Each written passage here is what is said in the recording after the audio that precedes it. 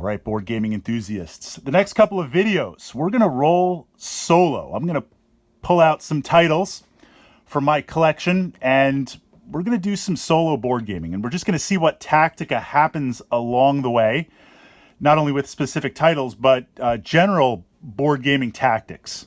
Make some decisions, have some fun, roll some dice, and see what we can do. This is Runebound 2nd edition. Currently, there's Runebound 3rd edition.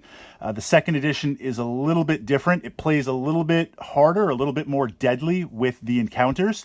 This is an adventure-based game, an overland adventure-based game. And before we get into the characters, I have randomly selected 4 characters. When I play solo, just as an aside, one of the things that I found that's kind of interesting, yes, I'm going to play the characters the best that I can, but I like to play, depending on the size of the game, since I'm the one making the decisions, I like to play 3, 4, 5 heroes, as opposed to just control truly one and go solo. Because if I play multiple heroes, that's a chance for different story arcs, that's a chance for different objects to appear, and in the end, only one of them is going to win. But I feel like I get to make more tactical decisions, and even with a title that I played a lot of, I find that playing these 4 characters, we're going to see how the story evolves. We're going to see how the fate of each character plays out. So it's not only getting to play the game, it's kind of getting to watch a board game movie in progress. So I always like to play with a big group of characters if it's possible, 4, 5, or 6. So the narrative of the game, we are in the Runebound, Descent, Terranoth type universe with Fantasy Flight Games. The Dragon Lords are rising. There's a necromancer, Vorakesh, who is trying to find the dragon runes to resurrect Margrath. These are familiar characters from Runebound 3rd edition. The 2nd edition kind of ties both of those story arcs into one. Mechanically, there's adventure gems that represent encounter points. Green is the easiest, and within each deck, it could be a mixture of monsters, events, treasures. You've got green, the easiest, yellow, purple, and red are the Dragon Lords endgame. You land on a gem, and you encounter it. You encounter the card, and each gem is worth different types of experience. As you gain experience, you're going to level up your stats. You get gold. There's these cities here. Greyhaven, Frostgate, all familiar cities, and there's a market deck for each of the cities. I populated the market deck with items. No market deck because we're starting at the center city. And then we've got the characters. So the random characters. Sir Valadier. Ours is a noble crusade. We will fight gloriously and die with honor. I'm kind of glad that he popped up. I usually like to play him. Attributes, kind of familiar. Life, 4. Fatigue, he's got some skills. And these attributes are ranged, close combat, physical bodies, and magic. So you have 3 possible types of checks and 3 ways to attack, 3 ways to defend in the game. Next is Hugo the Glorious, another kind of combat-based character. He's not as strong as Sir Valadier, but he has 1 extra life, 1 extra health. And life is very important in this game, obviously, but you have to pay to heal. You have to pay 1 gold to heal. So it's this resource game of I'm trying to get as much gold as I can to get the market deck and buy items and buy allies. But at the same time, if I take wounds, I'm going to have to spend that gold to heal. And every character gets 3 gold to start.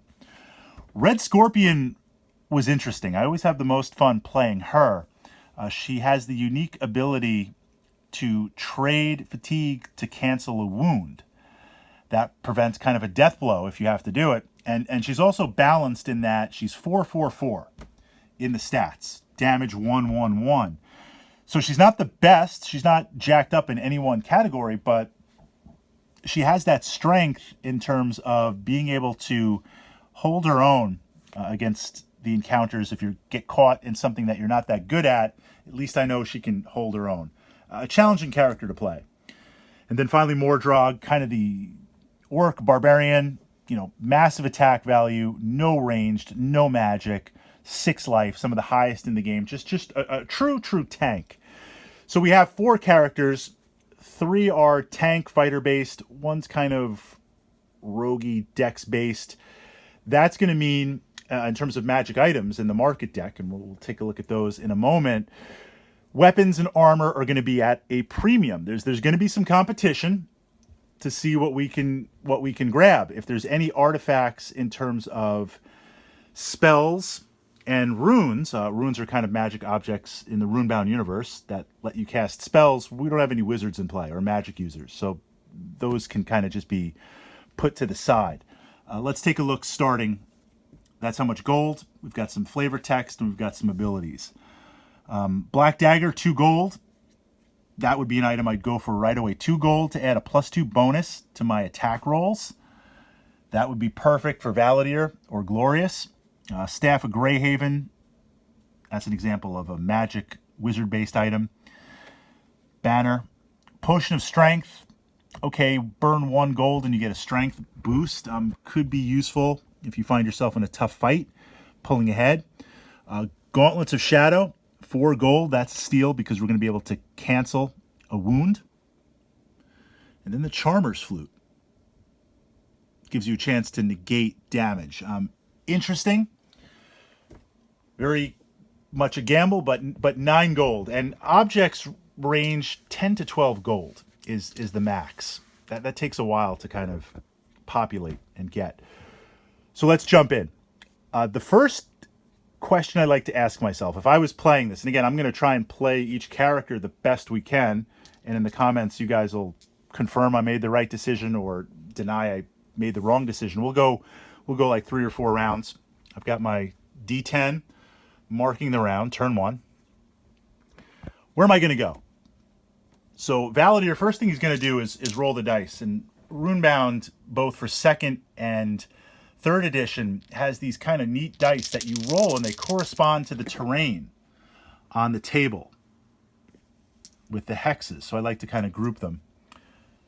Pull them out over here. So I've got 2 roads.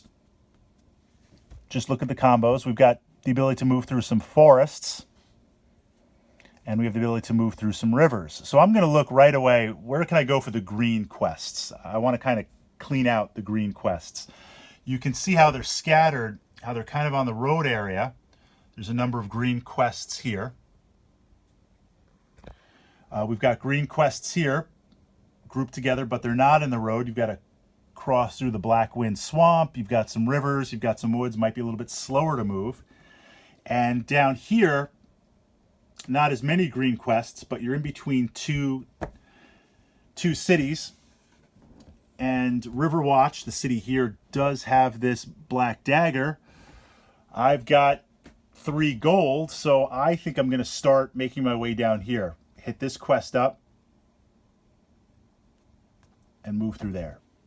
So let's see if we can do it. So I've got 2 roads that I can move. So I'll go road, and that's all I can move. So I might be better off actually just going, because I want to start hitting quests right away. I want to get that experience.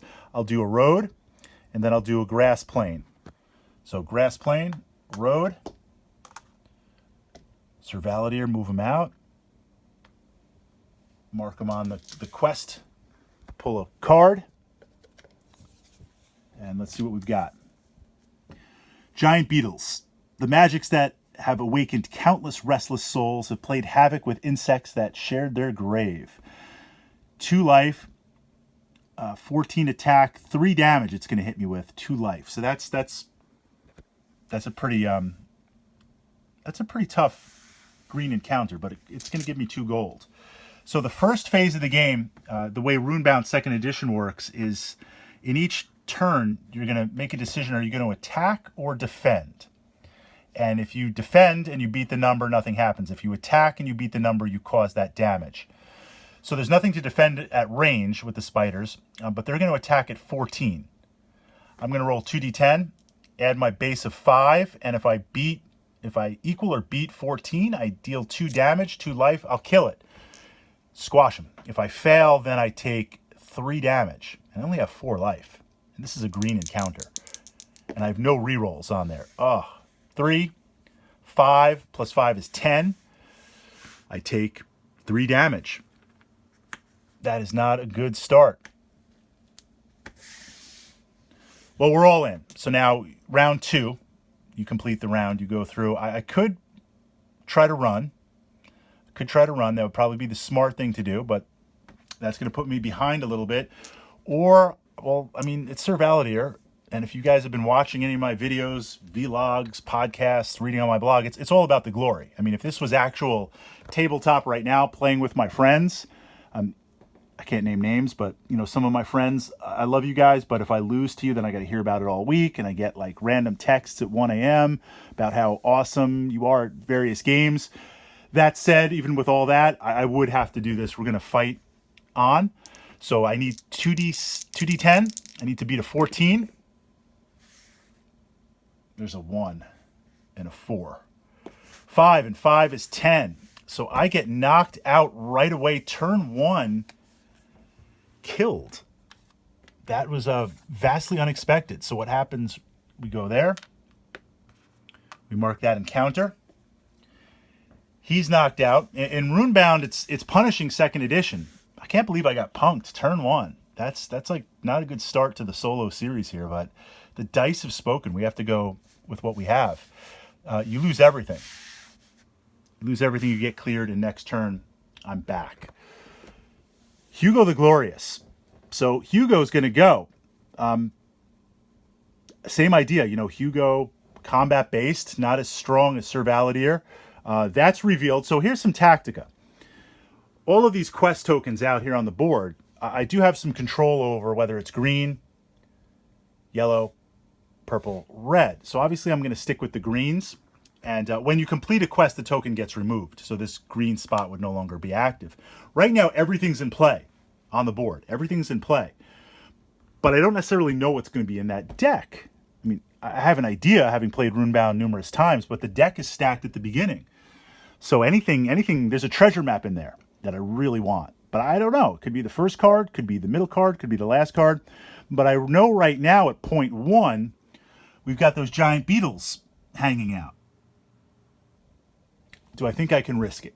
2 gold for a green encounter, plus 1 experience. That's pretty good. That's going to put me at 5 gold. That's not bad. But looking at Hugo's stats, they're 1 point less than Valadier. I don't know if I want to risk that. I really don't. But there's this idea of when something is revealed, now you have some known knowledge. I could choose to go for it or not. I do have 1 extra life on his stats. This is where if we had the chat open, you guys would decide, well, let's roll and see the movement. That's really going to determine everything that we do. I'm going to try and group them by roads and then group them by others. So I've got 3 roads, 3 plains. So I can do road, road, road. I can do, we have the plains. I also have, I can do road, river, move into the open plains. The idea of moving down to here to buy this black dagger, I wanted to get 4 roads. So I could move down the highway, hit up that green, make that distance, but also get some experience, get some stuff to go on. Up north, so maybe he'll head north.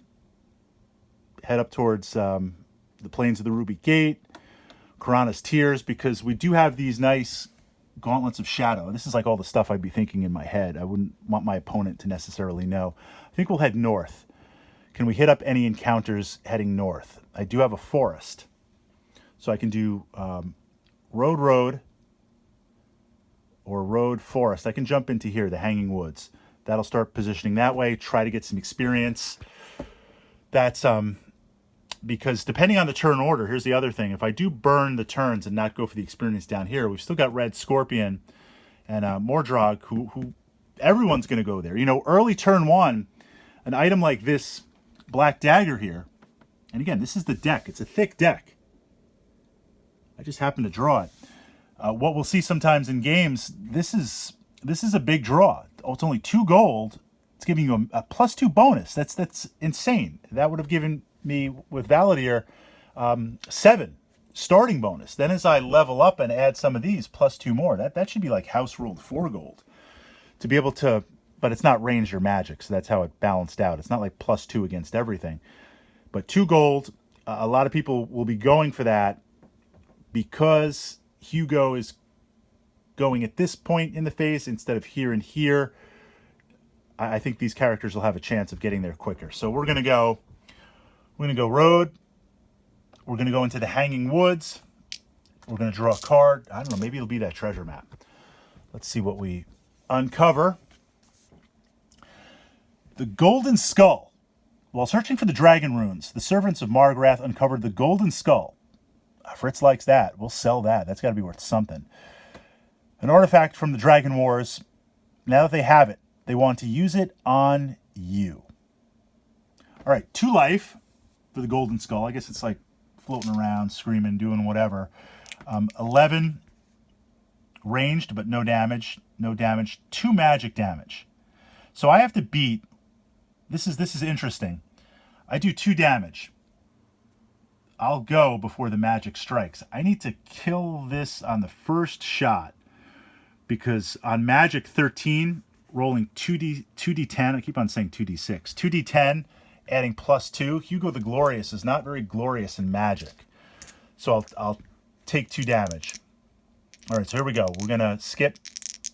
We're going to go to attack, 2d10. So we've got 11, 15. Beats the 11, does 2 damage, takes these out. I get a gold. He gets the experience token. When you get 4, you can trade it in to level up. And the Hanging Woods, they're clear. Now there's a reward. So I receive 1 gold. Take this card. Before attacking in the magic phase, your hero may discard this card to receive a +4 bonus to his magic attack roll. So I'm guessing I'm throwing the Golden Skull. I'd rather just sell it for something. You can trade in the game, even though it's a quest-based game. So I might, if we were playing with other players, I probably would try to trade this if someone was a magic user, or sell it to him for like a gold piece. See what we could do from that aspect. All right, let's move to Red Scorpion. And before she makes any decision, we got to see what the dice give us. All right, perfect example. I feel so much better with the tactica choice I was making with Hugo. Road, road, road, road. 4 roads. So she's got, starting here, 1, 2, 3, 4. Perfect. She's going to go right to there, making her way.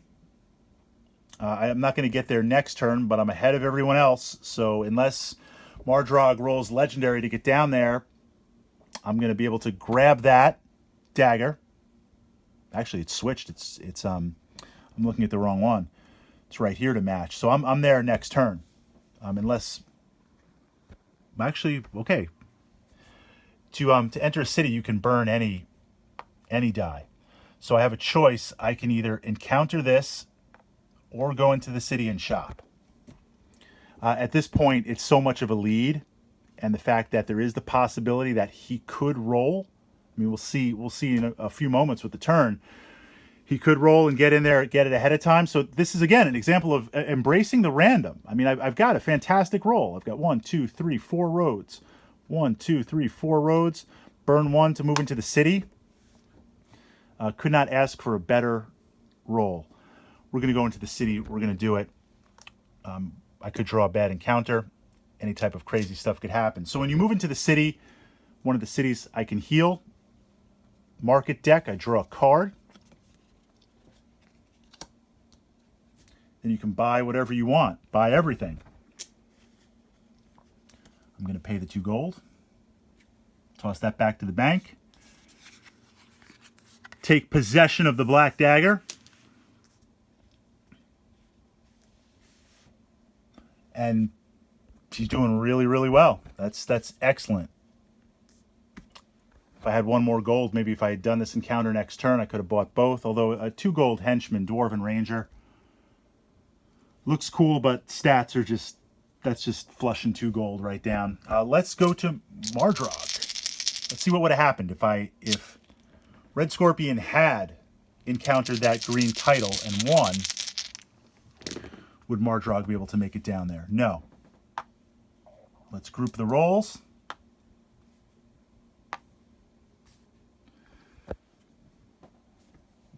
So where's he going to go?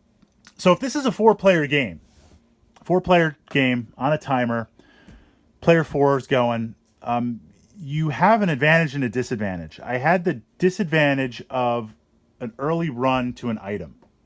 So she was able to take advantage of that. If they had rolled legendary and had it, they would have gone for that. I had the disadvantage of not having that first pick to say, well, what area of the board do I want to kind of cluster in and try to dominate?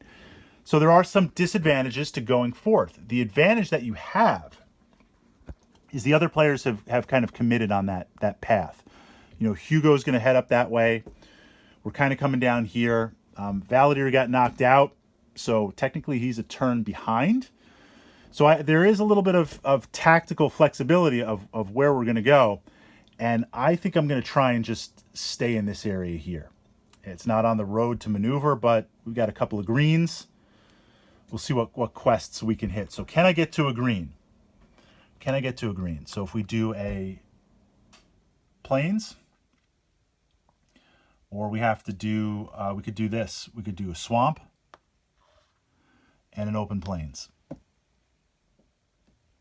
So we'll travel there, burn the 2 dice, go through the Blackwing Swamp, make it to that green encounter gem, and, you know, treasure map would make up for a lot.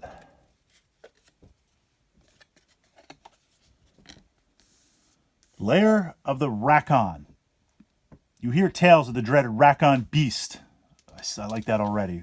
It's got that chance for glory, which makes its lair on an island at the center of a lake. When the moon is full, the Rakon rides on the tide to raid the locals of their gold, livestock, and children. Mardrog is only interested in the gold. Before combat, test swim. If you fail, I take 3. So I got to swim out to that island. There's no boat. I can't test for the boat. All right, we're going to swim. I need a 14. 2d10, add 5. Oh, man, these are some low rolls. Better than combat, I guess. 3, I got 5, plus 5 is 10. I fail, so I make it to the island, but I'm exhausted. If I get fatigued anymore, these will convert to wounds, because I only have 3. Not the best start. All right, so we're in the ranged phase, nothing. We're in the attack phase, so I'm going to have to beat a 13. I do 2 damage. It has 2 life. I could kill it in 1 shot. There we go. 8, 9, 10, 11, 12, 16 with my plus 5. We kill it. I raid the lair and I only get 1 gold. I can't complain, though, because these are just green encounters. So we get 1 gold. Clear that gem. Advance it round 2. And at this moment, kind of step back and just see where we are. Kind of answer those questions tactically. Valadier, right? We're playing solo. I'm going through, but I like to kind of at the end of every round step back, like literally step back, and just see like the decisions I made. How did they play out? Where's the story in the moment? And then that'll lead us into round 2. So Valadier got knocked out. Okay, if I have to get knocked out and lose a turn, not my favorite mechanic because it's put me behind. You can see the other characters have pulled ahead.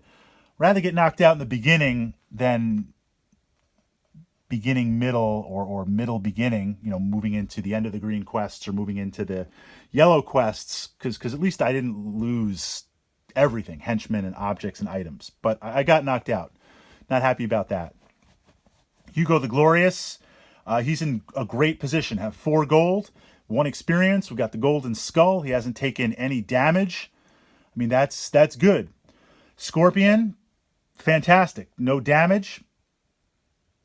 Don't have any experience. I'm behind on there, but this dagger is going to make up a lot for it, I think. Mardrog, 50-50. I got a gold. I got an experience, but I'm going to have to clear this. And the way you clear that is to go into a city and pay 1 gold. So that's going to kind of take it down. It's going to burn 2 things. First, I got to spend a turn going in there. and second, I'd have to spend a gold. So this is now where we have to think tactically. I'll see if it can happen organically. You know, we're over here near the Blackwing Swamp. We're near Dawnsmore. I want to hit up Flametail River, Misty Plains. I want to hit up a few more greens, get that experience. I have 6 life. Anything fatigue over now is going to transfer to wounds. I think I can gamble a little bit. I think I can gamble. And I just realized that I made a mistake not reading the card. So here's another example. I find when you make a mistake in a board game, especially if you're playing with your friends, that's on you. That's on you. It passes. It's done. If you forgot something, if it would have helped you, if you got to put it in, it's not fair to go back. And that's kind of how I play solo. I didn't look at his skills for a second. Let me pull in there. Skills, swim, +2. So I would have added, before this combat test, to swim across to the island of the Rakon. I don't care about the children. I'm an orc. I want the livestock. I want the gold. I got to go back and look. I think I would have passed that. That would have changed that. But too late. Once you roll the dice, they are finalized. Once you move on your turn, that's finalized. But we'll just kind of say that he would have failed it. I don't think my roll is that bad. So I'd say first place, second place, third place, fourth place. Let's see if that trend continues or if it changes. Valadier comes back. Starts out. We're going to roll. We're going to see what he gets, see what opportunities. This game does have PvP, so I could kind of go beat on one of the characters and try to steal that Black Dagger, but Valadier says it himself. Ours is a noble crusade. We will fight gloriously and die with honor. So, I mean, he's not going to do that, and I'm not going to PvP myself because that just gets a little crazy. Let's group the dice. Got a lot of forests here. Got a lot of rivers moving through. Where the heck is he going to go? He needs to get some green quests. We are not going back to fight the beetles. Although I guess if I was playing role-playing wise, I kind of have to do that, right? I mean, what do you guys think? Honor would dictate it. And I'm not above whether I'm playing solo or playing with a bunch of friends. I mean, I want to win. Yes, absolutely. But I'm more about trying to play the character. I'm more about the narrative, the story. I think honor dictates it. I think to get knocked out turn 1, Sir Valadier, he's never going to forge a legend on that. And I would never live it down if I was playing with certain friends. So you know what? He's going to go back down there, and he's going to try and smash those beetles. We're going to see what we can do.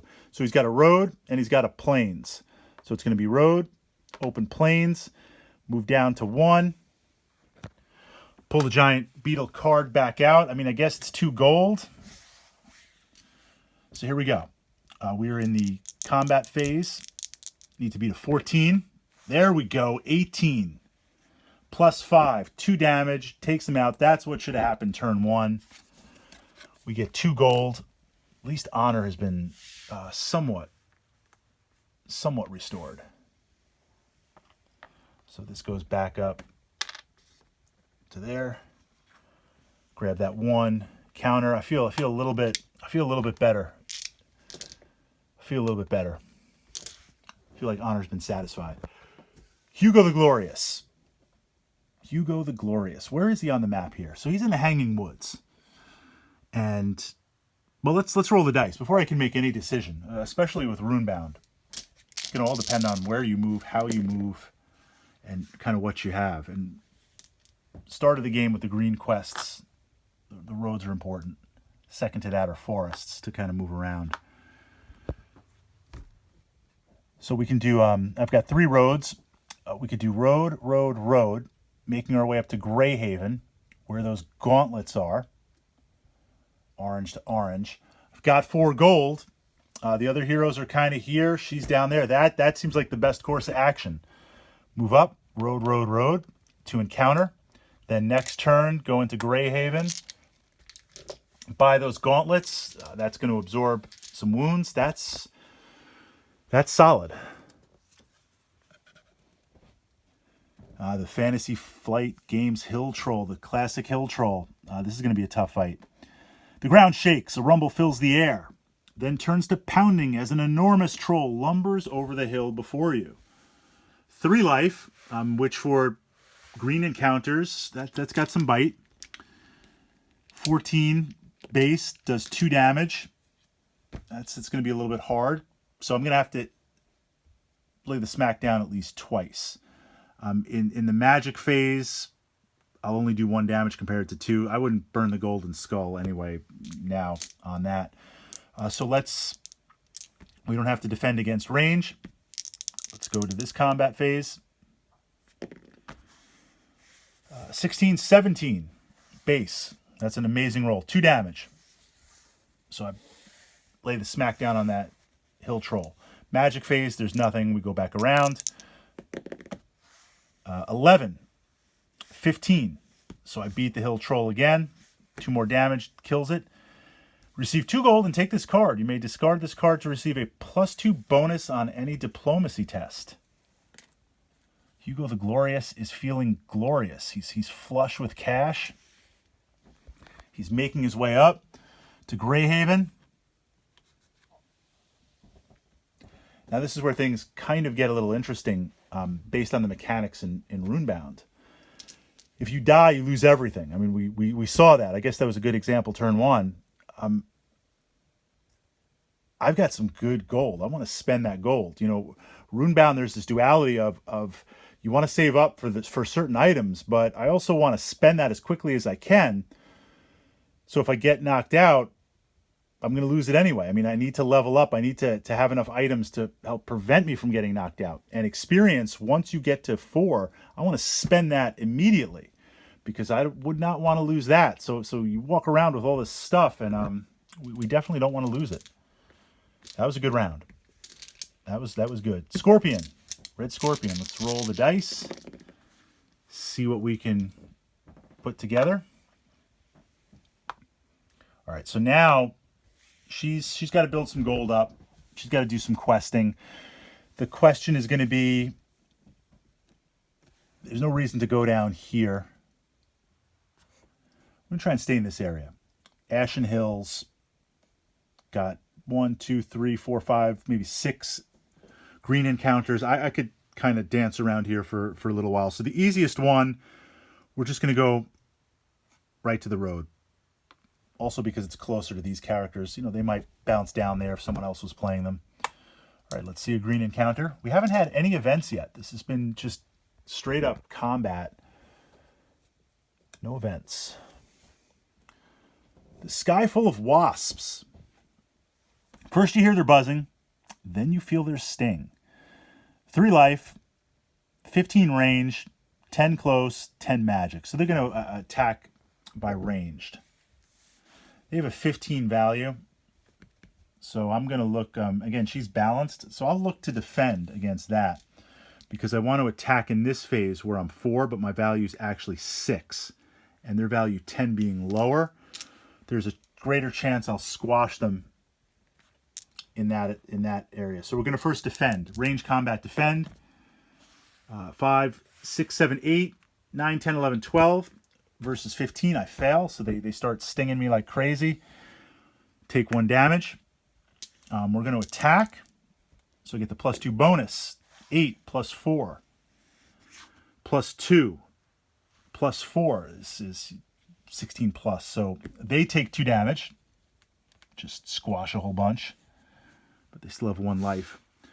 We go to the magic phase. There's nothing there. We loop back around to the ranged phase. I need to defend. There we go.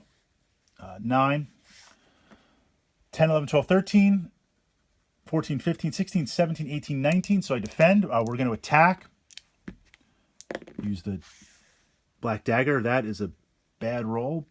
2 and 2. But 4, 5, 6, 7, 8. So there's a great example. 8. +2 bonus, 9, 10. So we finish them off. That item, that's working out really well. Receive 2 gold. Take this card. Give this card to another player during his movement step to change one of his movement dice to side of your choosing. So it's kind of a gotcha card. Playing solo, it's not going to make that much of a difference. But I will just keep the card because sometimes later on certain effects cause you to burn a condition card. So I could utilize that. But she gets 2 gold. She gets 2 gold, which is really 1 gold because I'm going to have to spend Eventually, when I go to one of the towns to buy some more stuff, I'm going to have to spend it to clear it. But that was a good round. Oh, the experience. I want to grab her. So she's catching up. Mardrog. He killed a legendary creature, and he didn't even get the t-shirt for it. Got nothing. So we've got some roads. We've got a lot of rivers and a lot of forests. That's kind of good for the area that he's hanging out in. He was on there.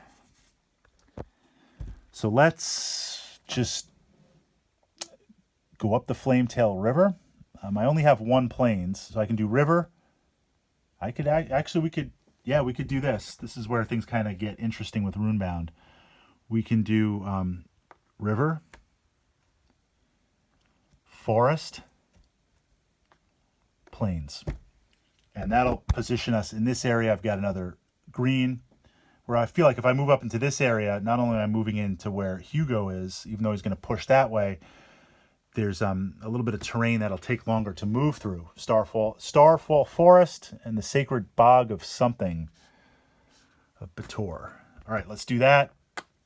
Let's prepare for glory. See that encounter card. Long overdue for an event. Berserker Ent. Getting like Lord of the Rings flashback. Margrath's servants have meddled with magics beyond them, awakening the ancient protectors of the forests and filling them with rage. That card draws inspiration. Before combat, test climb 14 to climb up the Ent where it cannot reach you. If you succeed, the Ent can inflict no wounds the first round of combat. That's good because it's going to inflict 2. So it's a positive condition. If I fail, nothing happens, so I don't lose anything. Climb 14. I don't have any climb skill. 8 and 8 is 16, so we're gonna beat it right off the bat before we even add in any type of strength. So I'm just like climbing up that tree like crazy. Ent's back on the menu, boys. All right, we're gonna attack. Gonna 2d10, 9, 10, 11, 12, 14. Just beat it. 2 damage. Oh, it only has 2 life. Really? 2 life.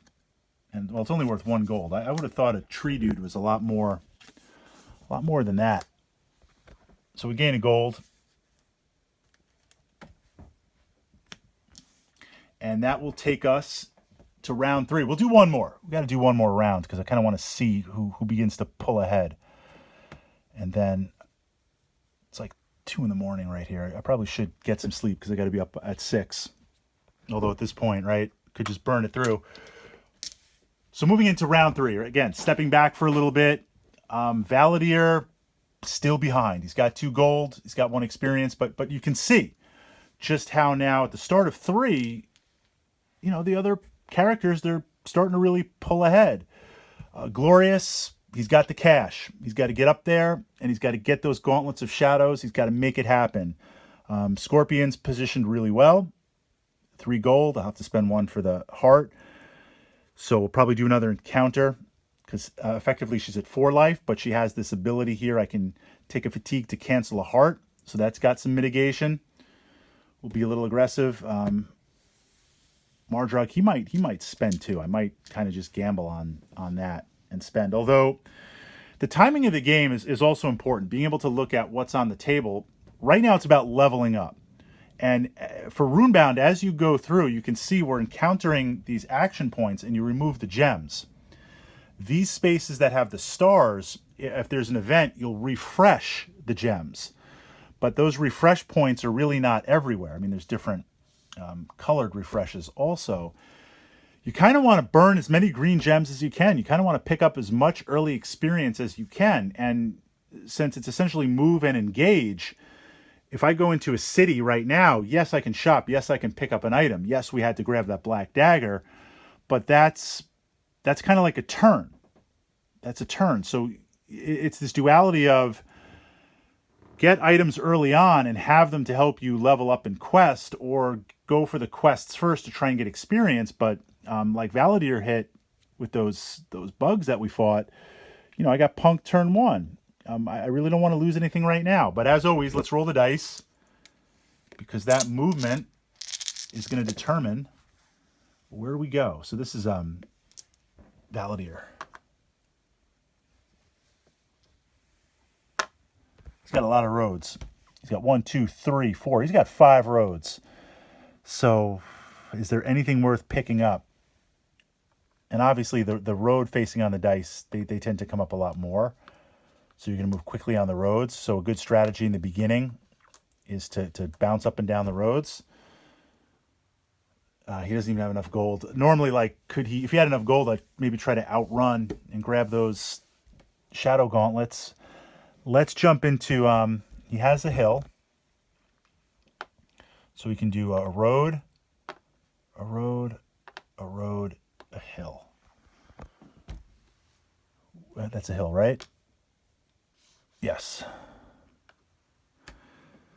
So we can position here, get that encounter. That puts us in between the 2 cities. That puts us with this green encounter here.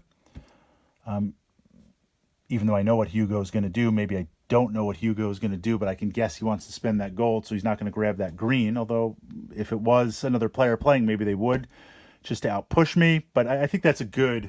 I think that's a good maneuver. So he's going to move up. Encounter. The Ghost Stag. It's like very Skyrim-y. According to legend, the Ghost Stag only appears as a harbinger of doom, but its flesh can heal a true hero. Will we eat of that flesh?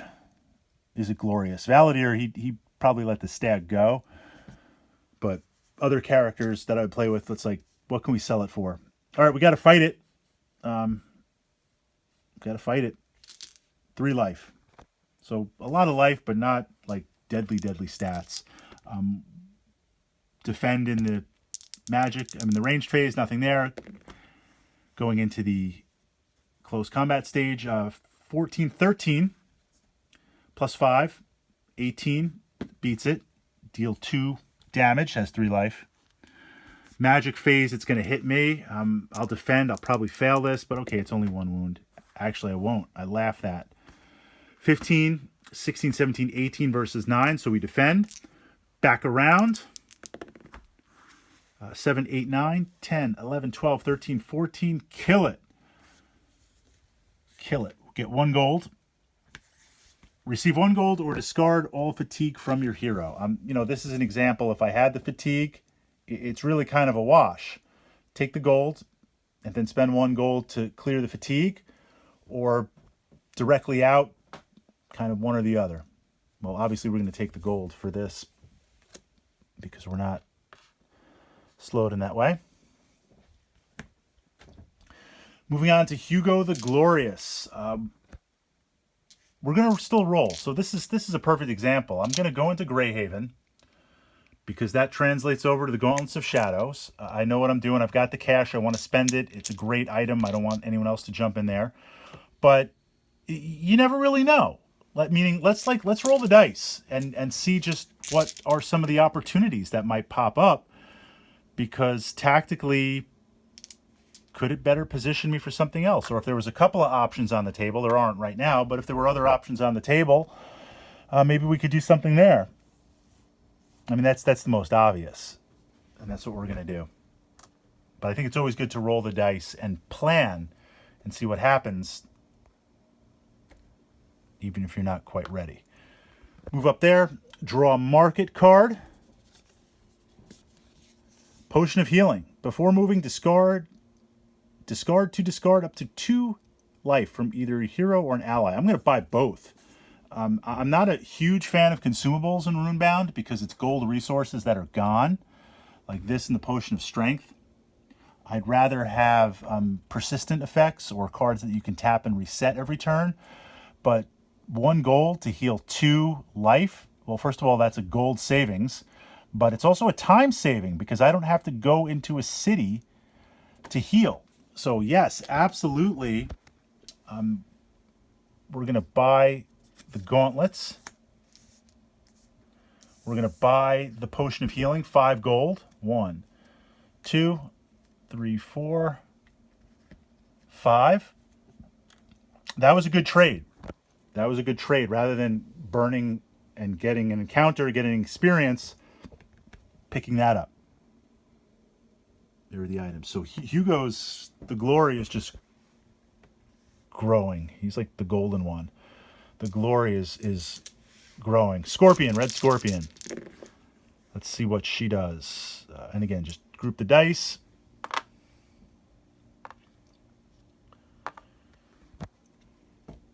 So everyone's kind of pushing up that way. You know, if these were other players, everyone's kind of establishing their dominance on the board, what they're going to clear out. This game does have PvP again, so if someone kind of came into an area and I could beat on them and steal some stuff, maybe that tends to push the players away. So she's going to just try and see and dominate what she can down here. 1, 2, 3, 4 roads, and so I can go 1, 1, 2, 3. So you can go down here. It's kind of the best option. Then maybe Mountains of Despair on the side, or pushing back up. You know, we're starting to burn through a number of the green tokens. Razor Wing Raiders. The Razor Wings are out. If you're quiet, they won't find you. Before combat, test sneak. If I fail, take a wound. Okay. Does she have any bonuses to sneak? I know she doesn't, but I got to have that mental discipline because we missed the swim check before. 7, 8, 9, 10, 11, 12, 13. I fail by 1. I take 1 damage. Let's convert that. Let's use her ability. So we're just gonna convert that. We're gonna shrug that off. Let's do combat. So we gotta do ranged first. Again, we will defend. 6, 7, 8, 9, 10, 11 to the 14. So that fails. I take another damage. Razor Wings just biting me up. We're gonna attack. 9 plus 1 is 10. 14 plus 2 bonus, 15, 16 versus the 11. I beat that. They take 2 damage. No, excuse me, 1 damage. Was I doing 2 damage to the wasps before when she only had 1? Was I confusing her with Hugo? Someone probably caught that in the comments way back. I don't know if I necessarily caught that. I think she was doing 2 damage. We might have made that mistake there. But the Razor Wings, they have 1 damage. Cycle back around to ranged. I'm going to defend. 16 plus 4, so we shrug those off. I'm going to plunge that black dagger right into the last Razor Wings. 16 plus 4 plus 2. It's going to smoke them. Get 1 gold. Get 1 experience.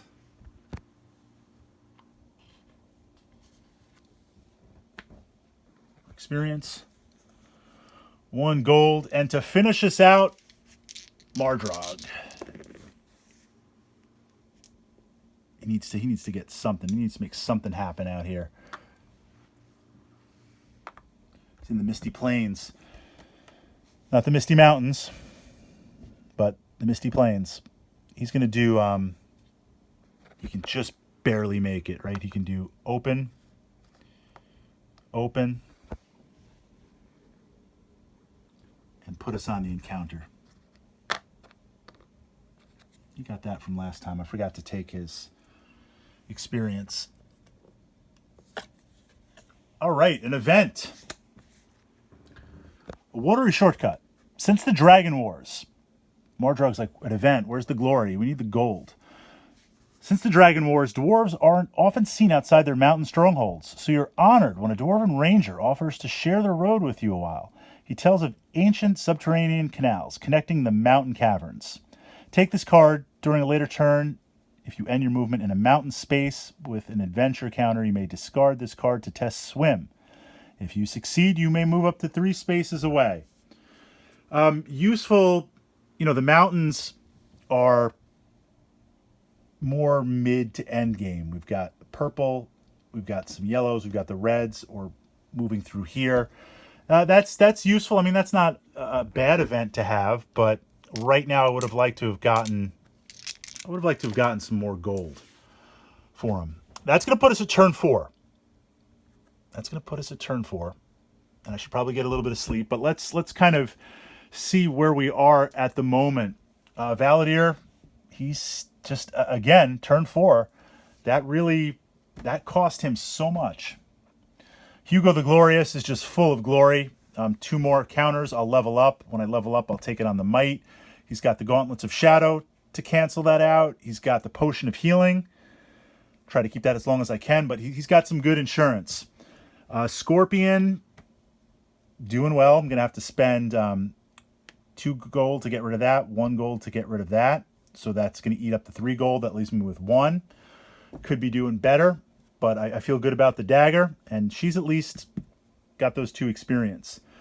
Marjorog, he's going to have to spend 1 gold to get rid of that. Although I could gamble, I could push it. He's Dawnsmore is the closest one, but Dawnsmore has the Staff of Greyhaven.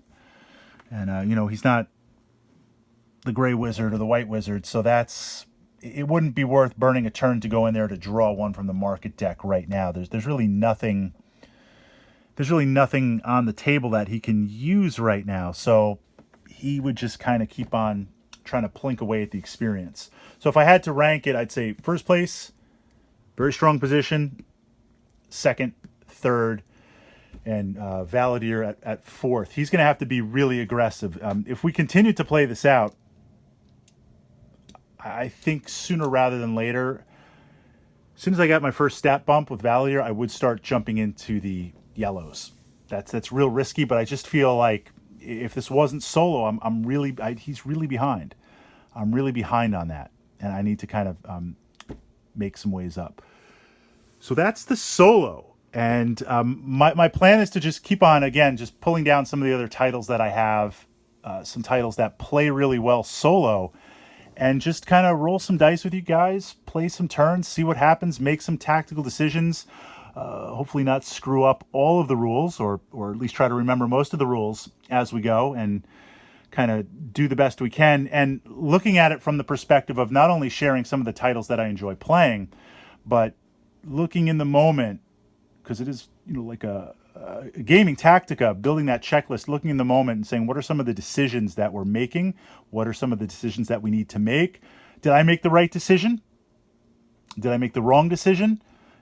We forgot this rule to swim. That's completely on me. Could that have changed, echoed down through multiple turns? I mean, it's interesting questions, interesting narratives as we push and move ahead.